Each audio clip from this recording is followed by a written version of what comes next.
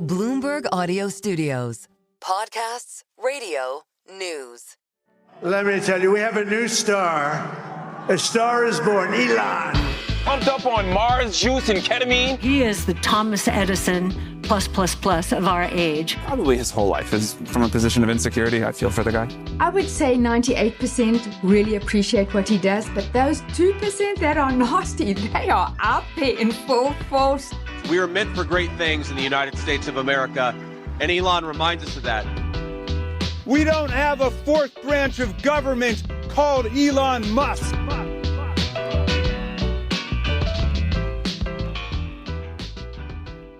Welcome to Elon Inc., Bloomberg's weekly podcast about Elon Musk. It's Tuesday, June 3rd. I'm your host, David Papadopoulos. So Elon got his farewell from the president last week. Today it's about a man named Elon, and he's one of the greatest business leaders and innovators the world has ever produced. And he is now kind of back with his companies 24/7. So right on cue, reports emerged of him raising billions of dollars from investors, making babies, and apparently, according to the New York Times, doing lots and lots of drugs. To talk about Elon's big week back in business, I'm sitting here with two of our stalwarts, Sarah Fryer, team leader for our big tech coverage here at Bloomberg. Sarah, hello. Hello. And Max Chafkin, Business Week superstar. Max, hello.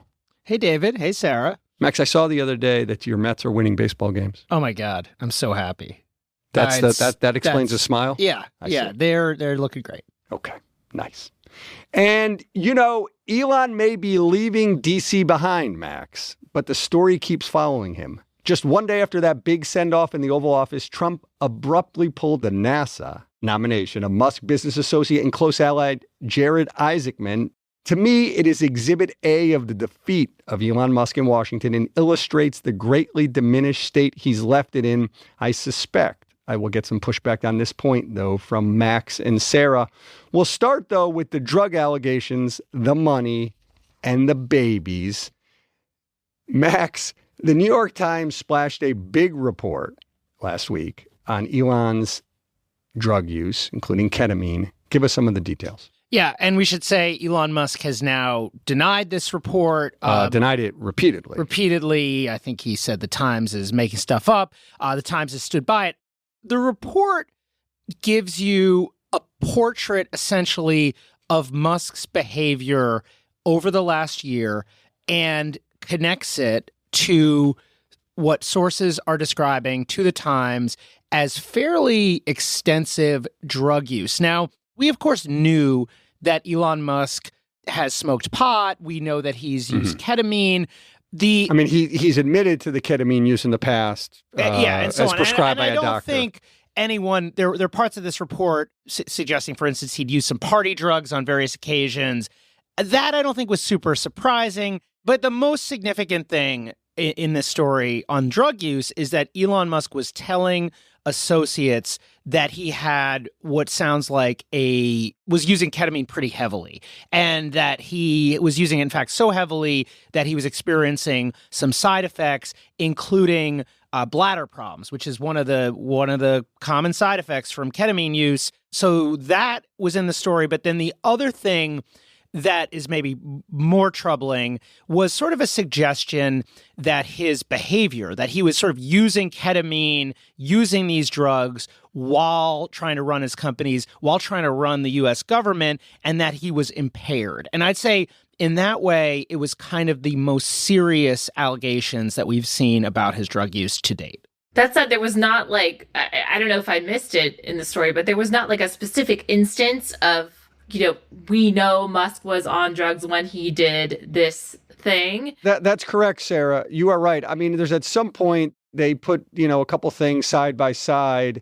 the drug use next to his odd behavior at that campaign event in Pennsylvania in which he was jumping around on stage. But at no point, you are right, do they say in the story that he was acting this way on this day because of drug use. It's a portrait of a guy who seems to the outside world to be out of control in a whole bunch of ways, with reporting that suggests that the same time he was behaving erratically, he was talking to people about using drugs fairly heavily. Now, we should say a lot of these drugs in the Time story are not illegal drugs, right? Ketamine, Musk has said he's using under a prescription. Now, of course, you can have a prescription from ketamine and still be abusing it. The Times mentions this daily pill box. Big pill box.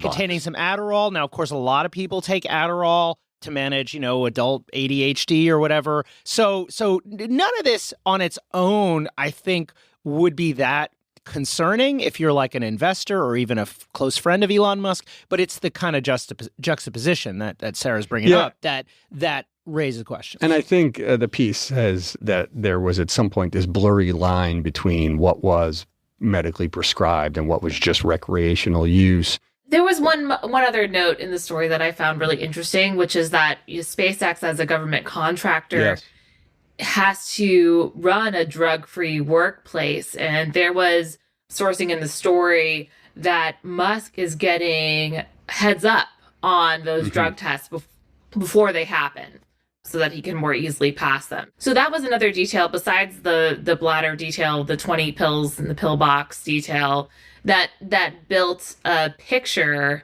of ways in which this is becoming more routine for him, more integrated with his everyday, and well known to his associates. I just want to say on that point, the Times did reach out to SpaceX, and SpaceX did not respond when the Times was seeking comment. Yeah, and I guess the other thing there is that fact is important because Musk has repeatedly said that he's, drug tested continuously. He's tested clean continuously. And Kristen Grind, who authored this, one of the authors on this story, she also wrote the book on Tony Hsieh, who, as is well known now, died of an overdose. And her book goes deeply into the history of ketamine abuse by that CEO of Zappos and his escalation into other drugs and how it changed its thinking. And so one thing I've learned from that is the side effects include a lot of amnesia, a lot of distortion of reality, a lot of confusion over what has happened. A lot of paranoia is common in ketamine abuse. So I think that may be why there was a lot of juxtaposition with scenes in this story of Musk, either attacking people or concerned about his companies or having different versions of the same reality. And I think the most striking thing to me that was news to me, I didn't hear about with Tony Hsieh, but the bladder issues just seem so painful. And what I was reading the medical literature on that looks like irreversible if it gets to that point. No, irreversible doesn't sound good. There was a whole other dimension in this story that kind of pertains to this because it's, again, sort of more behavior that seems kind of erratic. And it was about Elon Musk's love life, right? About Musk saying different things to different women, right? So Grimes believed for a time that she was in a monogamous relationship with Elon Musk. Mistake. Ashley Sinclair also believed that she was in a monogamous relationship with Elon Musk, according to her. We also got some detail on the terms of the settlement. It was a lot of money. Offered her in order to keep it secret. $15 million up front and $100,000 per month, according to documents that the Times says it saw. And Ashley Sinclair said, "No gracias." And she said, I will see you, I believe, in court. They are in court now. Right? Yeah. And one thing, look, this is kind of a side alley or whatever. Maybe this is not the most important thing in this story, but it really did raise a question of how sincere he is in his pronatalism versus is he just sort of out of control? And so... Yeah, maybe some combo of the two. Right. Yeah. Some combo of the two, right? Because it is not a portrait of somebody who is fully in control. I will say, there is a potential number 15 in this story. Ashley Sinclair saying that he told her that he had fathered children all over the world, including one with a Japanese pop star, which would be a new baby if true. And that apparently he was or is just offering his sperm to any woman out there now, who may... that we knew, I think. Oh, we did? Oh, I missed that. In the journal story, he offered his sperm to somebody via direct message on Twitter. I suppose I had blocked that out of my mind. I went on a little bit of a rabbit hole trying to find the Japanese pop star to see if this had indeed happened. Are there any and you've got, children? What do you have? Did you fly to Tokyo for this? No, this happened cool. on the internet, but I was not able to find Reporting anything. I think Google. we should treat this as an unconfirmed report until we receive further confirmation. Got it. I from will. Any Japanese the last pop thing stars. on this subject I will note is the Times, both in the story and then in their podcast in which they talked about it, they kept using the term brood, which a brood of kids, which to me, I mean, usually brood is like animals, and I don't know that it was just struck me as odd, Max. I guess they figured once you get to a certain number, it's no longer just a conventional family. It is now a brood. There just isn't a lot of precedent for having this many children. Like, I think it's hard to come up with. I don't know that we have a term for a large amount of human children this big. So apparently not. I think the Times is working with what they have.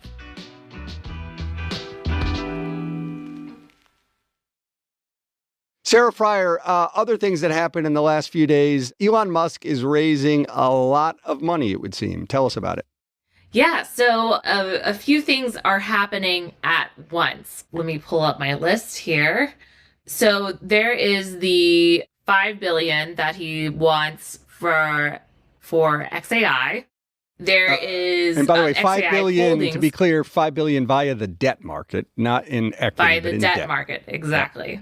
So that's debt for XAI, which is part of XAI Holdings, which is simultaneously in discussions to raise $20 billion in equity.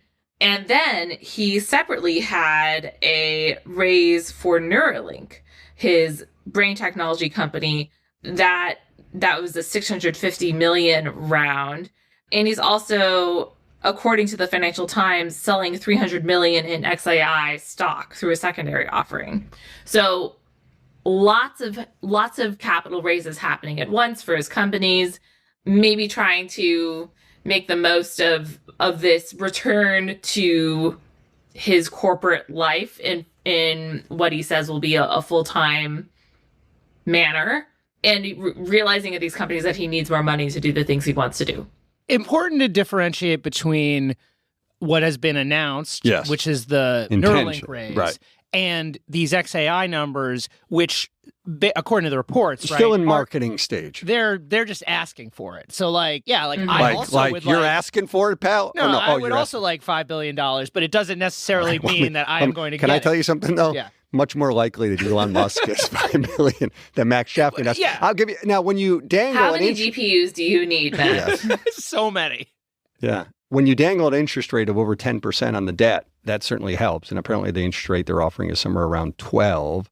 Morgan Stanley, longtime bank to Mr. Musk, is handling the deal. I will say, Max, it's funny because Morgan Stanley and the other banks just finally got that godforsaken Twitter debt off its books. Twitter now, of course, X, which is now, of course, part of XAI. And as soon as they finally managed to get it off their books, after they were nursing it forever and couldn't pawn it off on anybody, bang, we hit the market with another $5 billion. I mean, if you're a banker, working with Elon Musk is a good bet. Yes. And even if you're not necessarily crazy about any particular deal, he's got a lot of private equity to sell.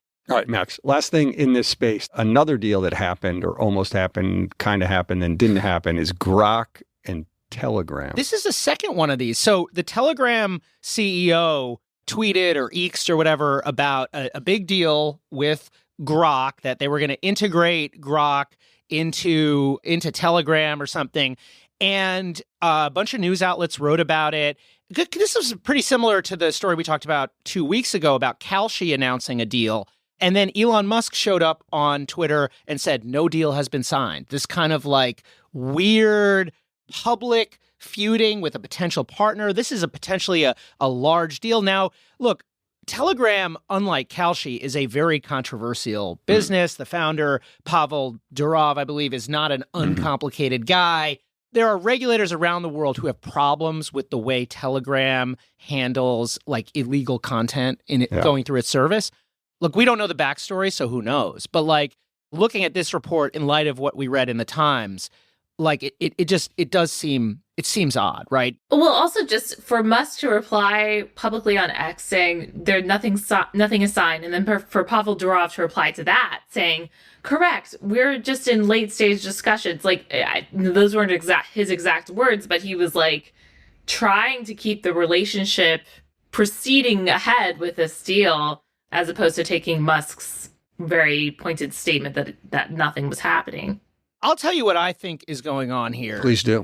And this is just speculation, but, Elon Musk is... That's what this show is, Max. He's a just remember, he's a famously hands-on CEO. His empire, especially now, especially with his kind of political engagement, which continues even with this White House event, and he's running more companies than he's ever run. Like, I think it's just gotten harder for all of these companies, especially these startups. Grok is sort of like a startup to operate. They need Elon Musk's sign off for everything. And my supposition is some of these deals that are being announced have been announced without Elon's... Yeah, the underlings are getting out over their skis. You didn't consult with the Doge father first. Exactly. Right. Okay. Or he made the deals and he's forgetting. Possible as well. The Doge father, like all fathers, tend to forget a lot of that they do and say.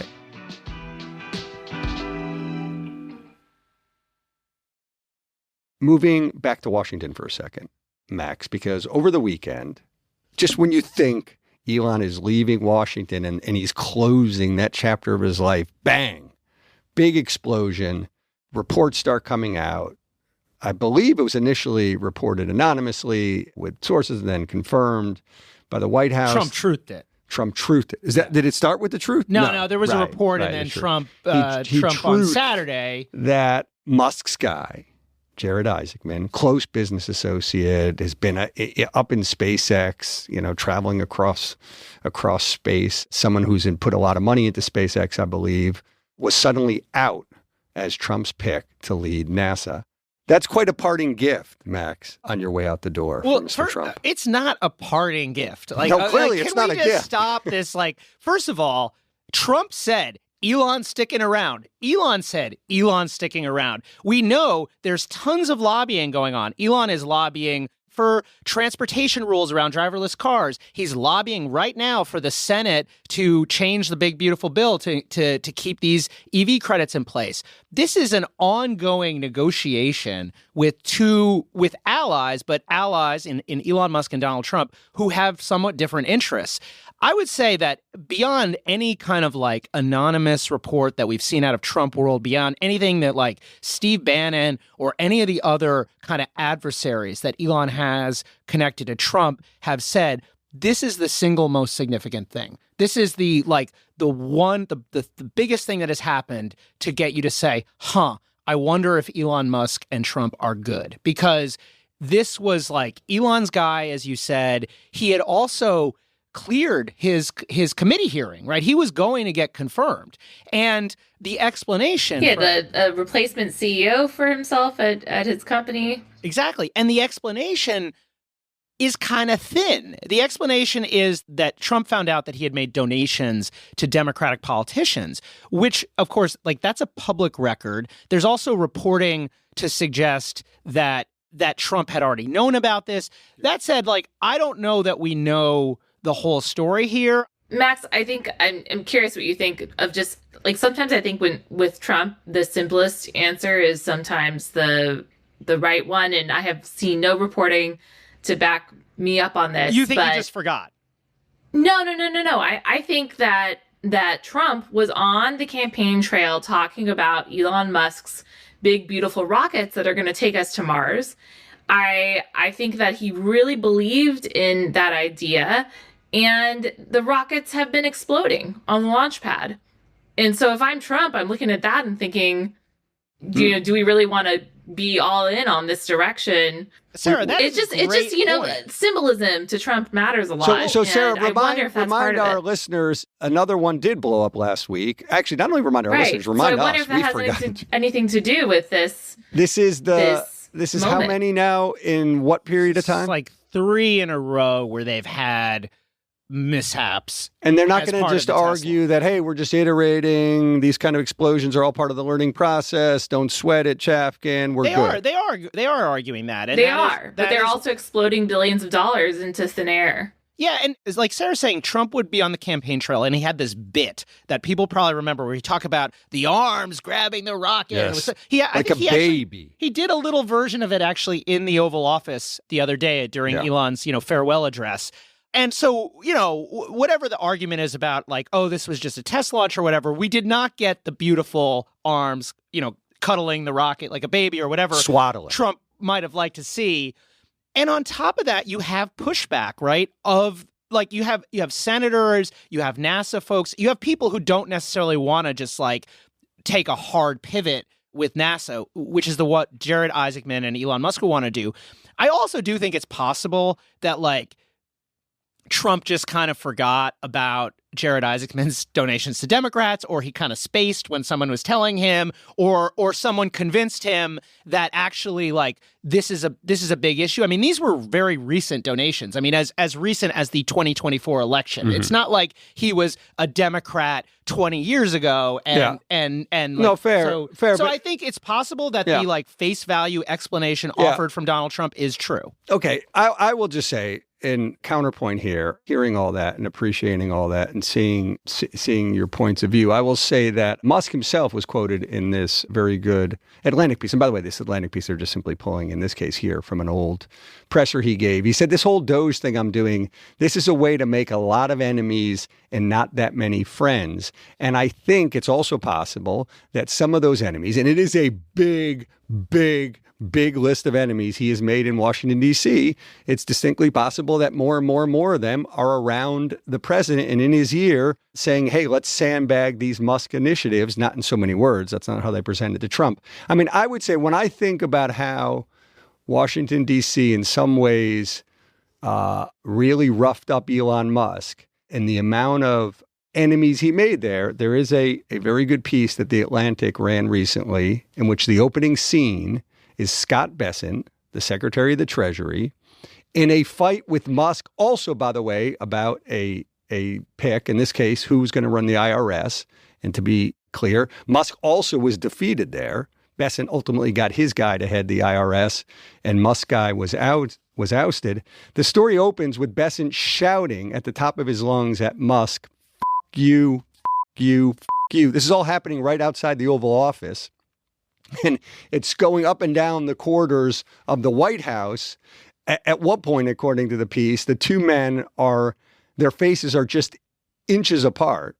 And this apparently, according to this piece, and according to reporting we've done and others have done, is a window into, I would argue, Max, the animosity that has been building there against Musk. Another interesting thing that the piece points out is, you remember that thing that Musk and the Doge team were demanding that bureaucrats do, where they had to like send a weekly email saying, hey, here's the three. They did at Twitter, here are the three things we've done this week. Apparently, everybody was just ignoring it. And the Atlantic has someone quoted anonymously saying, somebody close to Trump saying, how many people were fired because they didn't send in their 3 things a week or whatever the it was? I think that everyone is ready to move on from this part of the administration. Yeah, look, this has existed from the moment Elon Musk got to Washington, right? There has been a lot of skepticism from others in Trump world about whether he really knew what he was doing. There are lots of questions, right? His connections to China. This is like he's had adversaries all along. And I think you're right that as he's become more politically unpopular, as it became clear. Yes, and his popularity, his approval ratings have been sinking. Doge is not good for the Trump administration. Like, if the goal is just like maximizing for approval numbers or whatever, they would be running away from this as fast as they can, which I guess to some extent they are. Now, Sarah, he has been, interestingly, Musk, been doing suddenly lots and lots of interviews with the legacy media and super keen to talk about space and super keen not to talk about politics.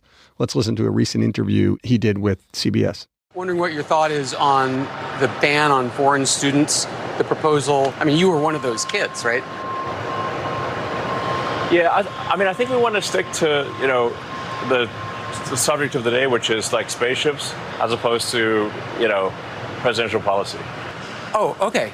I was told anything's good, but No, well, no.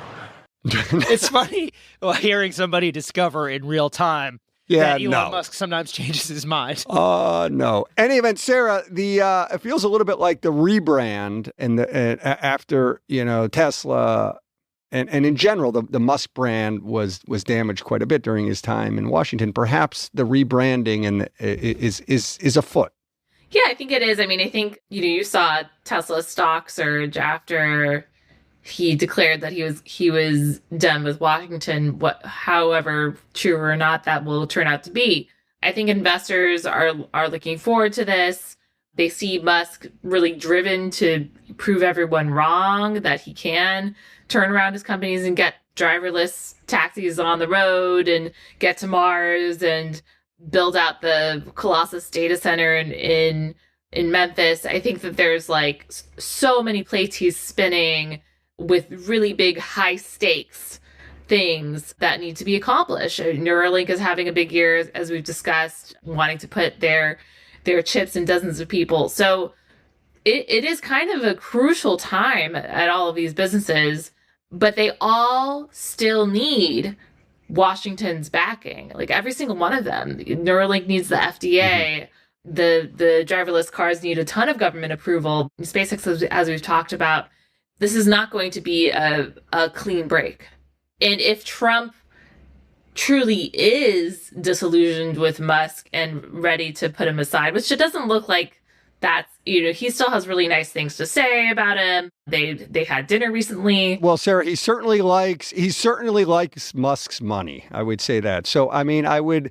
But it turns out there was that detail in that Wall Street Journal story that the $100 million that he's committed to Trump's PAC hasn't come. It's a little bit like the Kalshi deal. The check hasn't come yet. Wait a minute. Is this like the Kalshi deal and the Grok Telegram deal? I think I think I might have said this last week. I mean, I think they are negotiating in public and like Trump and Musk over, various asks that Musk has, which are going to be, not necessarily easy for Trump to deliver, which is why he hasn't delivered them yet. And Musk, of course, has a really important point of leverage over Trump, as you mentioned, David, which is that he can conceivably give hundreds of millions of dollars to Trump's PAC or to midterm candidates or to J.D. Vance or to anyone. And I think that's why you heard him in that excellent Bloomberg interview that we talked about a couple weeks ago saying, I would give if I saw a need, but I don't see a need yet. Like, it was very much the kind of thing you would say. Make me see it. Negotiating in public. Make me see that need. Help me see that need. Talk to me. Okay, Max. So by the magic of editing, you and I were back here in the studio again, pal. How you doing? So we're here because Musk, shortly after we finished taping, went on a bit of a rant, an eeks rant, Max, ripping the big, beautiful bill that Donald Trump is pushing through Congress. Man, it was hot. Yeah, and he had criticized it to some extent earlier. Trump had even addressed that criticism during their press conference, but this took things up a notch. I'm going to read from the eeks that was posted at 1:30 p.m., as you said, after we finished recording. I'm sorry, but I just can't stand it anymore. With more feeling, Max. This massive, outrageous, pork-filled congressional spending bill is a disgusting abomination. Shame on those who voted for it. You know you did wrong. You know it. Harsh. I will say, not criticizing the president there, criticizing Republican Congress people. Yes, but if Trump calls it a big, beautiful bill and Musk calls it a disgusting abomination, man, that puts him at pretty opposite ends of the spectrum. And I also point out the very beginning, as you read so beautifully, Max, it was a beautiful rendering of the of the eeks. But the very beginning, I'm sorry, but I just can't stand it anymore, implying clearly that he's been keeping a lot of this within. He had hinted in the past that he was against some of the some of this fiscal bill and some of the pork that goes through. And to be clear, as somebody who, as the Doge father, was trying to cut government spending, shrink the deficit, this big, beautiful bill will only add to the deficit quite a bit. Yeah, undeniably it makes him look bad. And we talked about this when we were talking about Doge way back when, all this talk about cutting deficits. Meanwhile, Trump, is also talking about these, massive spending increases via these tax cuts. This has kind of been simmering along. To me, this is probably just a continuation of the negotiation that I mentioned when we recorded the show. The grand bargain. There are things that he wants in this bill. He has talked about what he wants in this bill publicly. He wants these EV tax credits. He also, earlier in the day, he was complaining that the U.S. is falling behind on solar, that China. So there are things he wants. So he doesn't like their pork in it. Exactly. He wants his own pork. But I think clearly this is ideological for Elon Musk in addition to being practical. Well, I think he does legit believe that the government and government spending. Yes, and it is. So I think some of that, I think that's part of it. You also, there is a danger in a negotiation that it can turn into a fight, right? What he's doing here is dicey and puts Trump in a kind of a difficult position because Musk is a big donor, because he has a huge footprint. We actually already saw Carolyn Levitt, the press secretary, respond to this saying Trump is well aware of Elon's feelings about the bill. Nothing to see He here. thinks it's still big and it's still beautiful. Correct. So we're moving ahead. But I suspect at some point, not necessarily today, but at some point in the near future, Trump himself will respond. Just one last thing, David. Musk has also been retweeting various senators, Mike Lee, as well as Thomas Massie. He is essentially allying himself with the kind of hawkish, the budget hawkish, the sort of Freedom Caucus the hawks wing of the Republican Party. Not you shouldn't read this and think, oh, Musk is about to leave the Republican Party or something. No. He is attacking Trump from the right. So that's just something to keep in mind as this negotiation goes on. All right. Thank you, Max, for racing back into the studio for this little segment. Now, can we please talk about the black eye? I can't wait.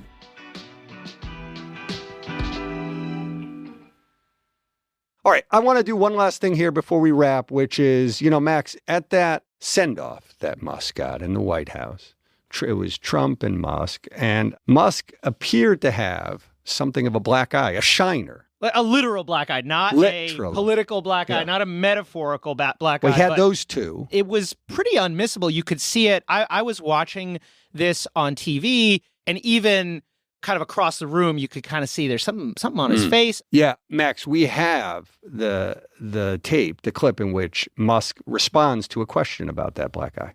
I wanted to ask quickly, Mr. Musk, is your eye okay? What happened to your eye? I noticed there's a juice there. Well, it wasn't. I wasn't anywhere near France, so. But no,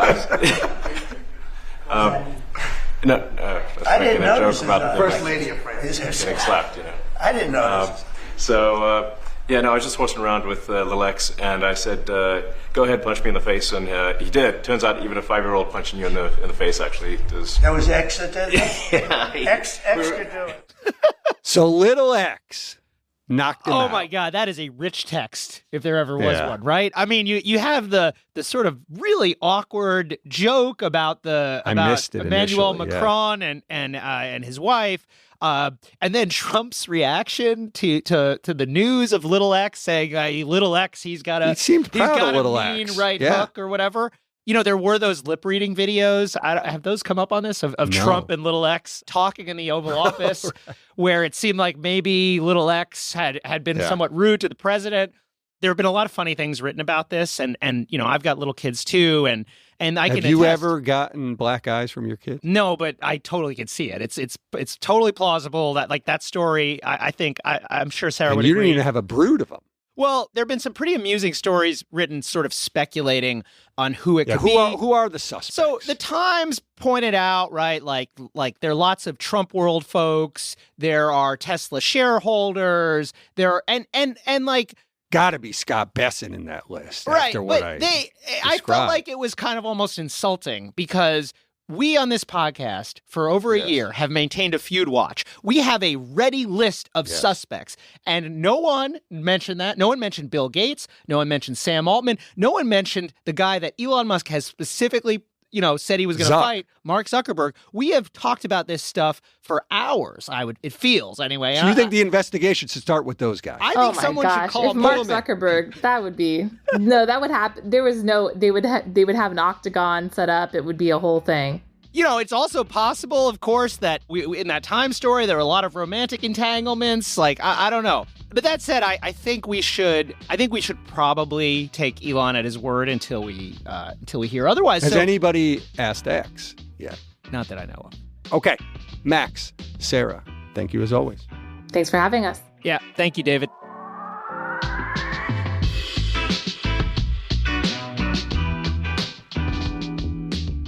This episode was produced by Stacey Wong. Blake Maples handles engineering and Dave Purcell fact checks. Anna Masarakis is our editor, and our supervising producer is Magnus Henriksen. The Elon Inc. theme is written and performed by Taka Yasuzawa and Alex Sugiura.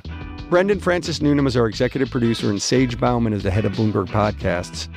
A big thanks, as always, to our supporters Joel Weber and Brad Stone. I'm David Papadopoulos. If you have a minute, rate and review our show. It'll help other listeners find us. See you next week.